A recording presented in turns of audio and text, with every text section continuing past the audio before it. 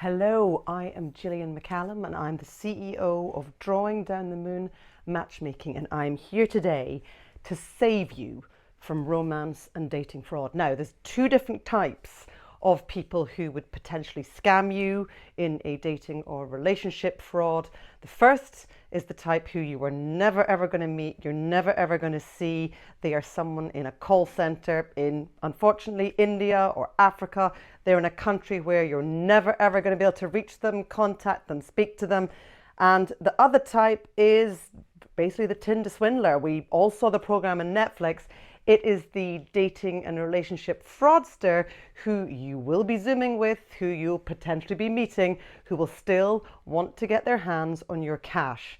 And my real mission in life, besides finding as much love for my clients and changing as many clients' lives as I possibly can, is also to warn people about these fraudsters, what to look out for, what to become aware of if things start to go awry, because I want to make sure that what you are finding is true love and you are not getting conned along the way. If you think that a friend is being conned or potentially being conned, it can be really, really hard to discuss, really hard to approach, because they feel a connection with this fraudster. They feel as though this person genuinely loves them and cares for them, which can be so appealing. We all want to be loved. And so one of the things that I want you to do is to send this video to them, send this blog to them, so that they can read about it and see if perhaps what I'm talking about might be true for them. So talking about the first type, the type that you're never ever going to meet, what they're going to do, they're going to contact you online, or you're going to contact them online, usually on one of the online dating websites. And they're going to talk about things that make your friend or you feel very close, very bonded very quickly. Usually they've got a reliable job. They're quite often military or ex-military. They're quite often someone who works on an oil rig, so a reason to be far away.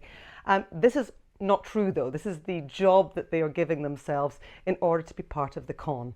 What they're going to do, they're going to show how they've got a nice family, nice kids. They're going to share pictures with you. They're going to have a Labrador. And they're also going to be someone that travels frequently for work. That's another very common thing when it comes to dating fraud. They're going to very, very quickly use something we call love bombing. It's very well known. It's a narcissistic technique, but it's used by these fraudsters. And what they're doing is they're going to love bomb you very, very quickly, say how important you are, say they can't believe they've met you, how lucky they are. They're going to message you, good morning, darling, how are you, good evening, what's happening. They're going to continually be trying to very, very quickly develop a bond. They're going to say they've never felt this way before, and you're never even going to have met them, but it's flattering, it feels good, it feels nice. So love bombing, where they're telling you how incredible you are, that's one of the first things that's going to happen. They're going to have a consistent, stable job, or at least an exciting life that means they're often traveling.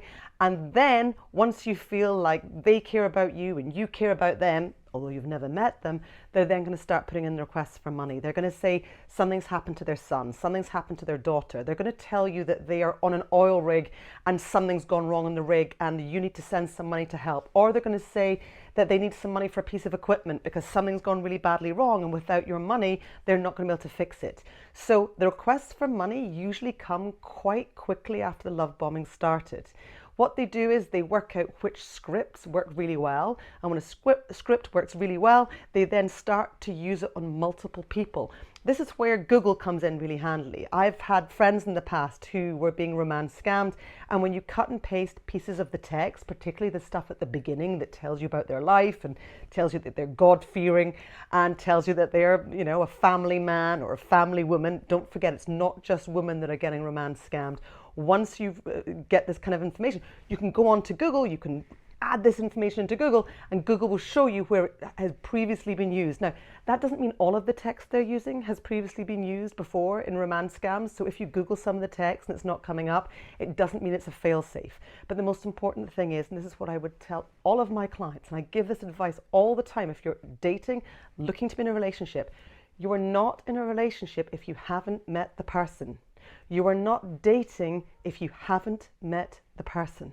You're only dating if you're actually meeting in person. And that's why the most important thing you can do if you're online dating is go from initial contact to meeting up as quickly as you possibly can. So we've covered the first type of relationship fraudster. I can go on at length. There'll be more information on the blog. The second type is the type that actually does meet you. This is the Tinder Swindler type. And so what they're going to do exactly the same thing. It's going to be the love bombing. It's going to be the narcissistic behavior where they're trying to draw you in and make you feel like you're the most important person they've ever met. But that's not how they feel. It's a facade. It's a front. It's unreal. And again, they're going to start requesting money. Things are going to happen. Their hotel bill is suddenly greater than they thought, or there's an issue with payment. But don't worry, because they're wealthy. They can afford it. This is just a short-term thing. My advice would always be, don't be giving out money to people that you really don't know. It's a different thing if your parents or your child needs cash. That's a completely different scenario. But someone that you're dating, that you've only been dating for a very short period of time, that is not someone to trust with your hard-earned cash. And even if it's just a hotel bill that needs to be paid, there's other things. They might say to you they've got a brilliant investment and now's the right time to invest. They're very excited about a product. Don't take financial information or financial advice from anyone other than a trusted advisor who you've known for a long period of time, not someone you've met on a dating app or been introduced to in a very short space of time. Most importantly, stay safe out there dating. Please continue to read our blogs at drawingdownthemoon.co.uk. And of course, if you are looking for love, why not choose a matchmaker? We take all the hard work away from you, and we've been finding love and making love happen since 1984.